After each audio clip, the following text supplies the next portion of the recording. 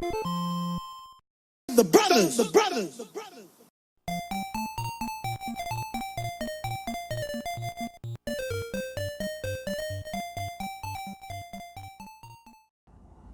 What are we talking about today? We're doing a broadcast. We're going to call this the Brocast. Yeah. Welcome back. I'm Phil. That's Andy.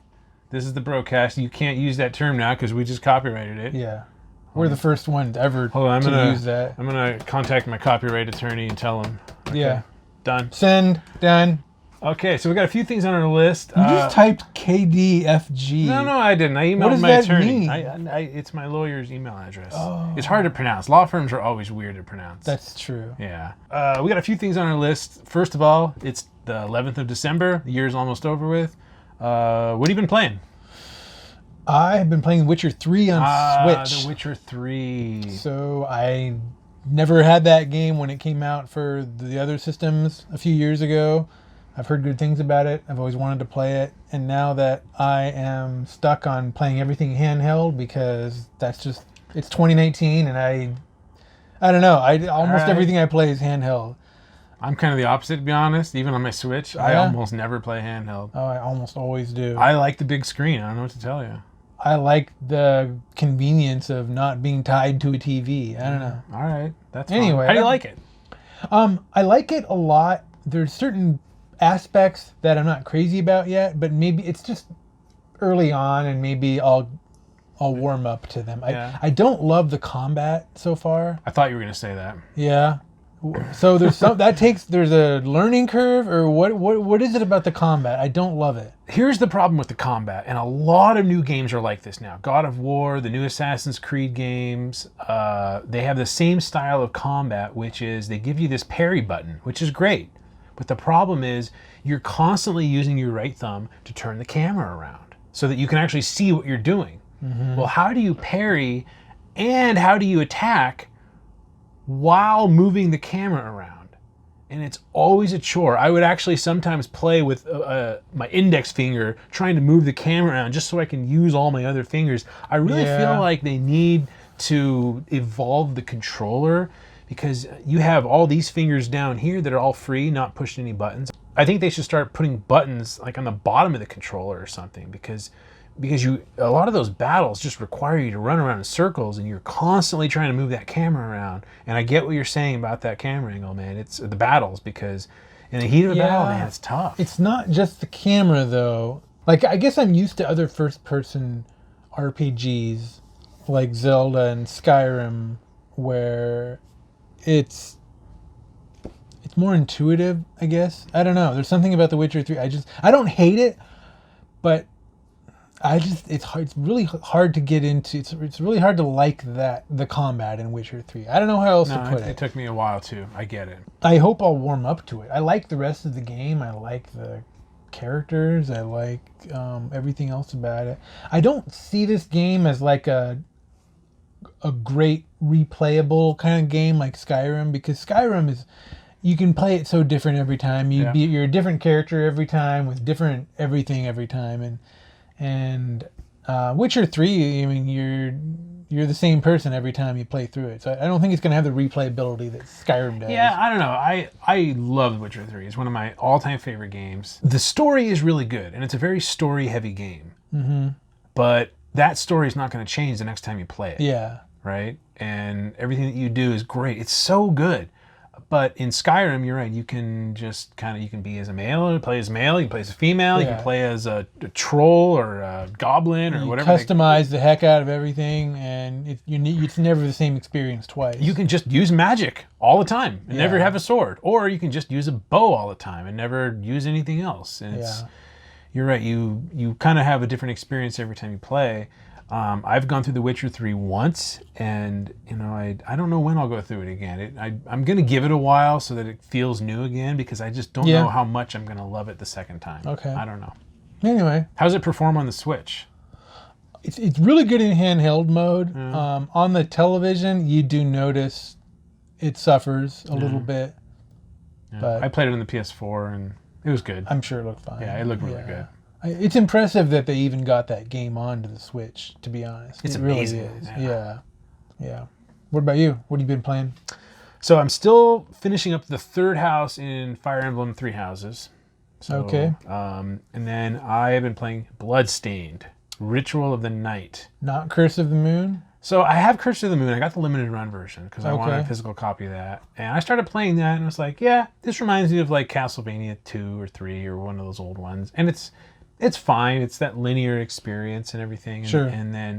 And then I started playing Ritual of the Night and it blows everything else out of the water. Really? I mean, it's hard to go back to those old Castlevania games once you play. It's kind of like after you played Symphony of the Night, did you ever go back to Castlevania 1, 2, and 3?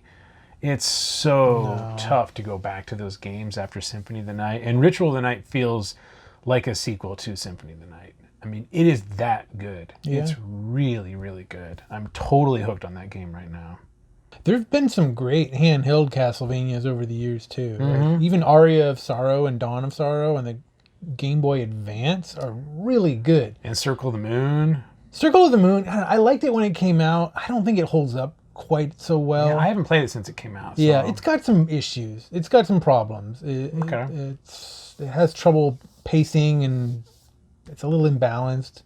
It's okay. It's I don't okay, remember much, but but it's got some issues. But the later ones, Aria of Sorrow, is excellent. Mm-hmm. Really, really good. One of my favorite Castlevanias of all time. which leads me into another topic.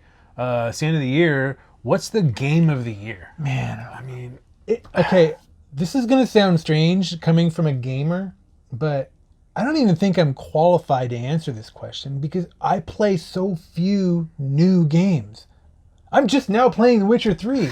That's 4 or 5 years old. I mean, that is not a new game anymore. yeah. I mean, I got Link's Awakening this year, but that's just a remake. That's not a new game either. I don't know. I don't play a whole lot of new games. I'm trying to even remember what else I got this year. Yeah, I don't know. I mean, Death Stranding came out this year. I didn't get it. No. Resident Evil 2 Remake came out, which a lot of people love. I picked it up. I don't know. I started playing it. I don't know. To be honest, I've never been a big Resident Evil fan. So Yeah. I just don't know. I don't think that series is really for me. That's just my opinion. I liked it back in the day, but Yeah. in 2019, I gotta say I'm not a big Res Evil fan either. You know, it's tough. I don't know if this is just something that didn't age well, but I don't like playing a game where you have to open this door. And when you open that door, you are going to be attacked and have the blood sucked out of your neck. It Yeah. will happen. There's no way around it. And I hate that.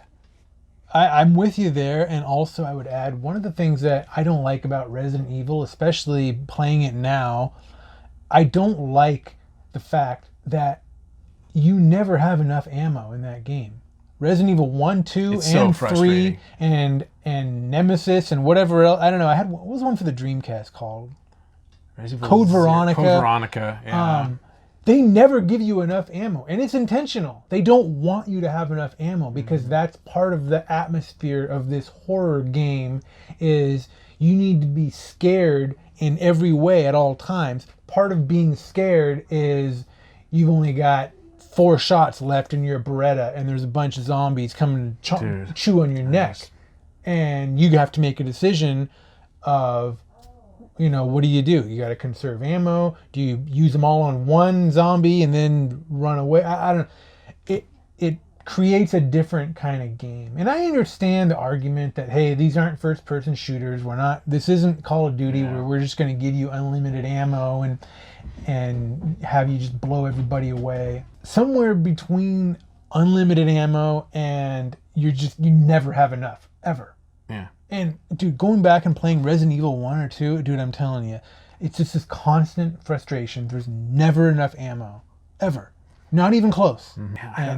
And again, I understand that's part of the appeal of these games, but I don't know. I just don't like it. I guess it's just not for me. I'm with you. People really, really love this game. But it's just not for me. Yeah. It's just not. I don't know. Yeah. Anyway, So I don't know what's going to win Game of the Year. The Game Awards are maybe tonight as we record this. no idea. Honestly, do you care about the Game Awards at all? I care about the Game Awards about as much as I care about the Oscars, That's about right. which is about that much. The fact that this game is going to win Game of the Year and this game isn't, or this game wins Best art direction or best RPG. It has no impact whatsoever on my enjoyment of that game. You know, all these people are like, oh, I think Control really should win, and I'm going to be disappointed if it doesn't, or Resident Evil 2 or Death Stranding shouldn't win. Who cares? I know. Who cares? You're right. And people get all bent out of shape too with like the Oscars. George Clooney really should have won for Best Actor. Does this have any impact on your life at all, ever, in any way? And the answer is no. And same thing with video games. Zero. It's a zero. Yeah, it's a 0 out of 10 for me. I have no idea what won last year or the year before. I don't care. Good for the designers and the programmers, I guess, if they get an award. Well, and I guess it's okay for visibility for some games. Like, oh, okay, this indie game is the award-winning best indie game, and maybe they get some more visibility and people play it. Okay, fine. But for me personally, I'm up to date enough on like game reviews and stuff like that. I don't need the Game Awards to do anything for me. So yeah, I just don't care. Nah, I don't either. The ESPYs, which are like the sports awards that they do. Don't care. Don't care. I wish people would stop caring about this crap. Honestly. Seriously. Ooh, the red carpet. And I know we talked about this before. Yeah, we did. We can talk about it again. A bunch of celebrities walking down red carpets and the new reporters sticking microphones in their face and asking them what brand of clothing they're wearing and who they're with and who they're seen with. And people talk. Dude, I've had to listen to coworkers over the years for hours after every Academy Awards and the Golden Globes, whatever, and they get all bent out of shape because this person didn't win an award, and they talk for hours about the clothing and the dresses that people were wearing, and I'm just sitting over there in my cubicle. Dude, who cares? Don't care. Stop caring about this. I know, right? What is this human impulse to care so much about stuff that has zero impact on your life? Zero. Like, you're a human being. You only have a certain capacity to use for caring about things, and being passionate about things. Don't care about awards. Just don't. It's not worth it. I know. There's so many other things in this world that you should be caring about. Care about stuff that matters. Yeah. Care about your 401k. Care about the health and well-being of your children. Yeah. Care about your family. Yeah, stuff like that. Don't care about awards. I know. What is that? I don't know. And just celebrities in general. Like, every time a celebrity dies, I got to listen to all this false grief from everybody about how they loved him so much. And like, okay, I'm not rooting for any celebrity to die. I feel bad for them, but that's as far as it goes. I don't know them. I'm not grieving a loved one. But dude, when Michael Jackson died, I was in a meeting at work, in a closed room meeting with my boss and like one other person. And this other woman in the office knocked on our door to interrupt our meeting, and she was in tears. And she told us that Michael Jackson had just died. Meeting adjourned. Literally. Everyone go home early. That was the end of the meeting. And for the rest of the day, everyone in the office was just like, they couldn't even compose themselves. And they were all just like sad and talking. And I'm just like, okay, look, I'm sorry the guy died. I'm not rooting for anybody to die. But like, does this have any impact on any of us? Nobody knew him. He wasn't a relative of anybody's in the office. Hey, I don't know. Stop getting so bent out of shape for stuff that doesn't impact you. I don't understand this impulse that use people your have. energy for something else. Anything. Yeah. Please. All right. Let's move on here. What are we moving on to? So we've got next year is probably going to be like the launch of the next generation systems, at least for Sony and Microsoft. Yeah. And now Google is in this, I guess, with Stadia. So I don't know. I've been thinking about this a lot. Whether you're on the PS5 bandwagon or the Microsoft, the Xbox 2, I don't know what it's called, Scarlet. I don't know. Are you going to be compelled, do you think, to buy the console day one or even year one? No. I'm not either. But beyond that, I don't know. I mean, the PS5, it's going to be minimum $400, maybe $500, which, by the way, That's not a bad price if you think about it. No. The PS1 was $300, and that was 25 years ago. Yeah. It will be 25 years ago. And in 25 years, $300 inflated is like $600. So if the PS5 launches at like $500, it's not a bad price. It's not. That's less than what the PS1 launched at when you factor in inflation. That's true. I don't play enough new games to really get excited about a system launch. I mean, we just talked about Game of the Year. I can't even come up with a Game of the Year because I don't play a ton of new games anymore. Most of the games I play are retro. Most of the games I play are old or at least a few years old. Yeah, I have so many. Like, know. why would I go out of my way to buy all these new games? Yeah, I hate spending like $60, $70 for a brand new game, knowing the value is just going to go way down anyway. Yep. So I don't know. I don't play a ton of new games, and for that reason, I don't see myself getting any of these systems at launch. I think what it's going to take, a year in, maybe 2 years in, what it's going to take for me is here's the Elder Scrolls 6 and here are the reviews. Everyone's giving it a 10 out of 10. It turns out it's the best game ever. Oh, and by the way, it's only on next-gen systems. Yeah, that's what it's That gonna is the take. moment when I will go buy the next-gen system. Maybe it's not the Elder Scrolls 6. Whatever the game might be, I don't know what that's going to be, but it's going to have to be that compelling for me to go out and replace my PS4 Pro, which I love and is suiting me well. Plays Blu-rays, does everything I need. That's what it's going to take. Yeah, because at least for a while, everything's going to come out on both. Because they always do this for a while, I mean, even the Just Dance games are still being released on the Wii. Mm-hmm. Not even Wii U. No. Wii. That's pretty wild. That is weird.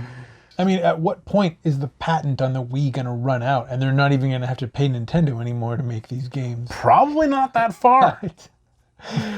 I mean, yeah, I don't know. It's crazy. What do you think about Google Stadia? I don't think much about it right now. I think everything that I've heard about it, when it launches, it's going to be pretty sad. It's going to be... It has launched. Yeah, that's how sad it is. That's how sad it is. Yeah.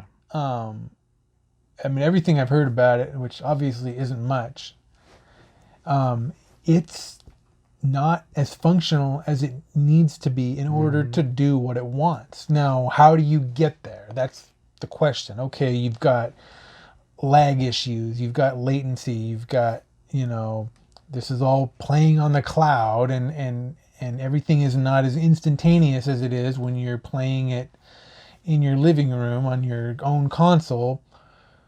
How do we get there? I don't know if there is a way to get there because the cloud is always going to be transferring data basically at the speed of light, which means it's not instantaneous. And so, you ever have a conversation with someone on the East Coast on the phone? All the time. There's a delay there because those data signals take a split second to reach.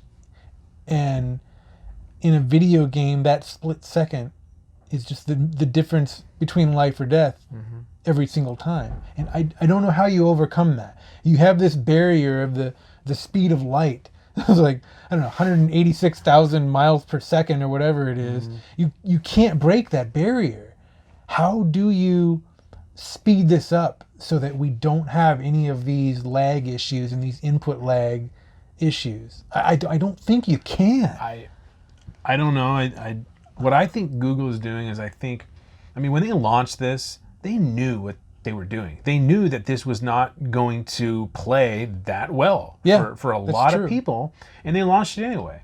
Because I think what Google is thinking is, well, we want to just get this infrastructure in place, and we'll have time to work out the bugs. We're not going to take it that seriously for a few years. They're probably thinking when Sony and Microsoft are kind of ready to do this kind of thing, Google will already have a bunch of experience with it. They'll have a big head start. Yeah, but the problem that I see is that Google thinks that they can just bounce back from something like this. But I don't think the video game industry is that forgiving. I mean, look what happened to Sega.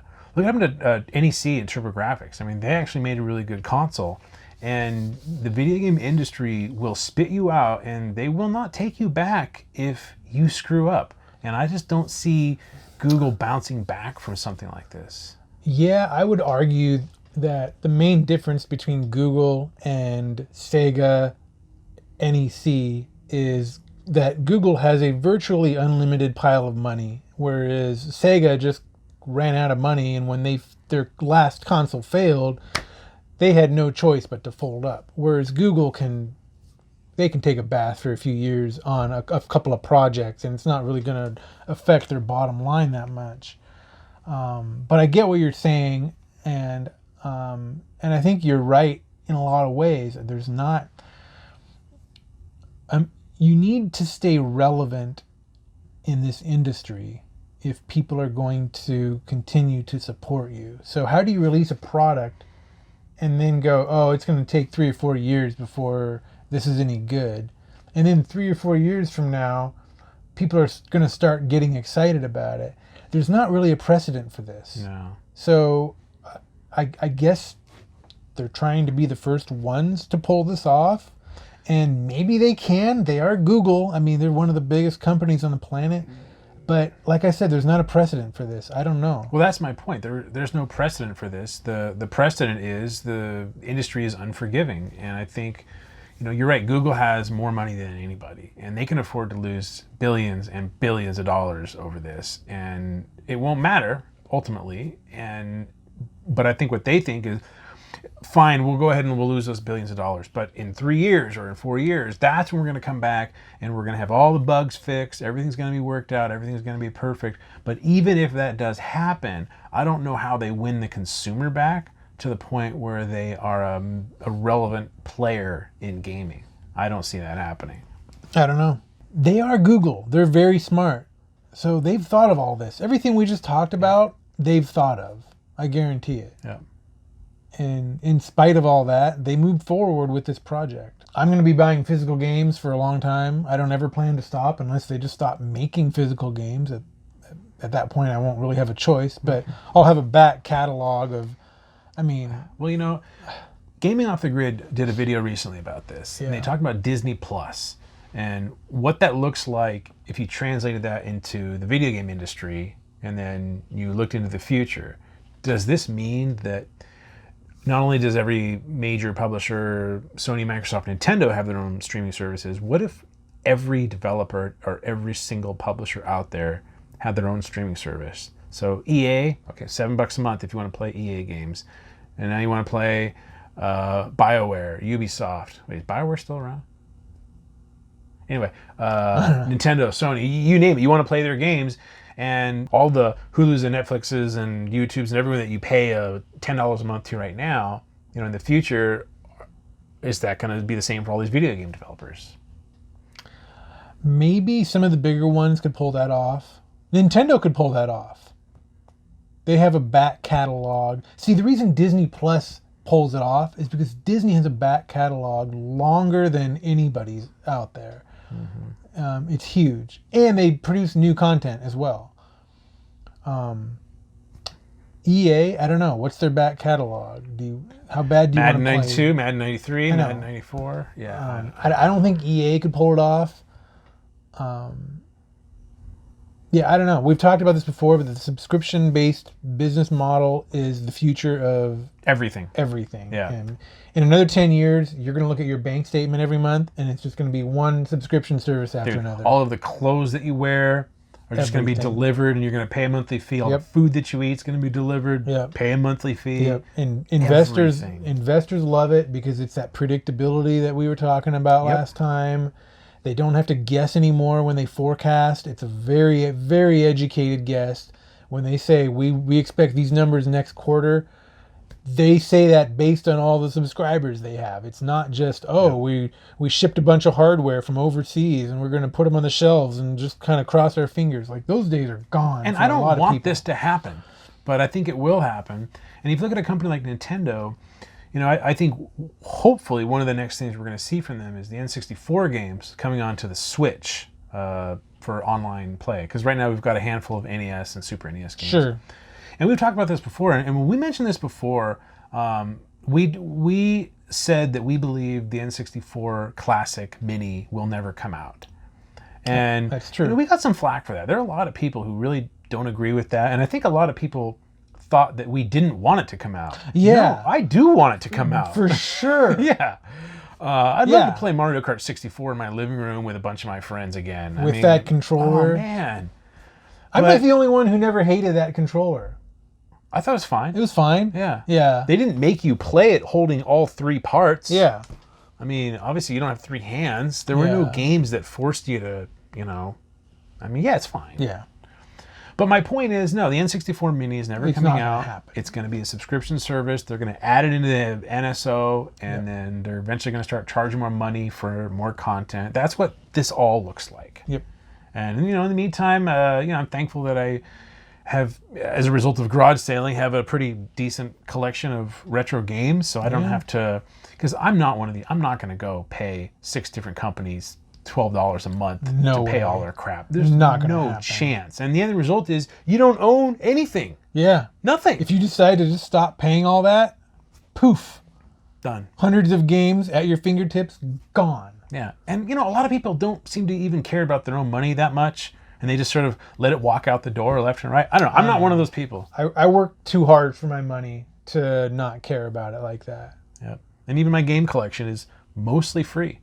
I mean, most of the games that I find I already own, I sell them, and Yeah. and then I keep the games that I don't already own, and then they just pay for themselves. They do. My whole video game hobby pays for itself. I mean, it really does. Mine too. Yeah. I'm not buying a subscription to EA. No. No chance. No.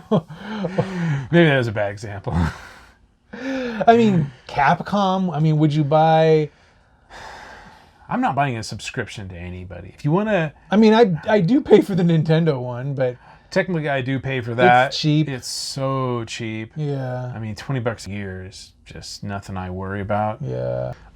We're going to have, I don't know, does anyone want to see this? I'm coming into a vintage Star Wars collection.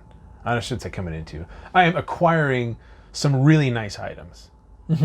And I'm just kind of wondering if anyone wants to see that. I don't know. I don't know. And when I say really nice items, you have no idea how nice these are. Like, this stuff is cherry, mint, sealed, vintage, hard to find, really, really nice stuff. And some really rare figures too. So I don't know. Let us know if you want to see a video on Yeah, that. I don't know. mean, years ago, I was really into collecting the Star Wars stuff. We too. both were, We both yeah. were, and I kind of dropped off over the years, but I still have some pretty nice stuff that I never got rid of, and I don't know.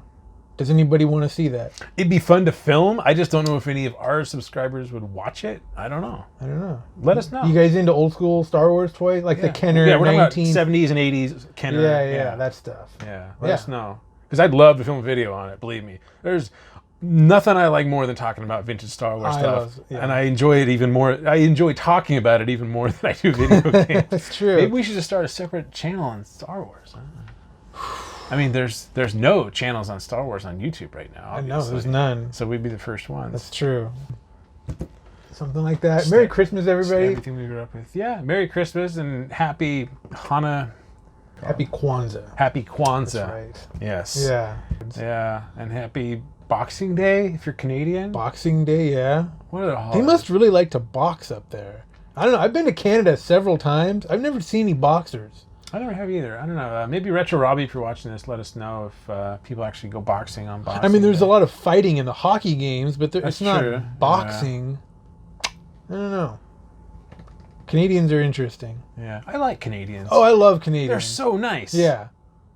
I know. Every time I go up there, they're just like, "Oh, you're from the States? Oh, that's so cool." And They're, I'm like, they're the nicest people in the world, aren't Yeah. they? I legitimately believe that. they are. Yeah. I know. Most people down here are just bitter and angry They don't these care days. about you. Especially in Seattle. Oh, Yeah. dude. Man. Everyone in Seattle is miserable. Yeah. Everybody. They really are. Don't move to Seattle, by the No. way, if you're looking to... We mean that. And we don't live Yeah. in Seattle. We live in one of the suburbs. Yeah. Seattle is just miserable. It's terrible. It smells like drugs and feces everywhere. Yep. There's homeless people on every corner, literally every corner. I know. Traffic is a nightmare. It's just horrendous. I know. It's like, what are we doing here? I don't know. I want to move to Canada. Let's get out of here. Let's move to Canada. All right. There's only one road in Canada. There's only one road in Canada. Okay, we're moving to Canada. We're moving to Canada. Let's do it. And there's way more video games in Canada. Way more video games. You ever heard seen it. CJR before? Oh, dude. It's the Golden Land up there. No reason not to. Okay. Done. Next time you see us, we'll be on Canadian time. It's CST, right? Canadian Standard Time? I think that's it. That's what it stands for? Yeah. Okay. Yep. Moving to Canada. All eh? right. It's done. Okay. Cool. All right.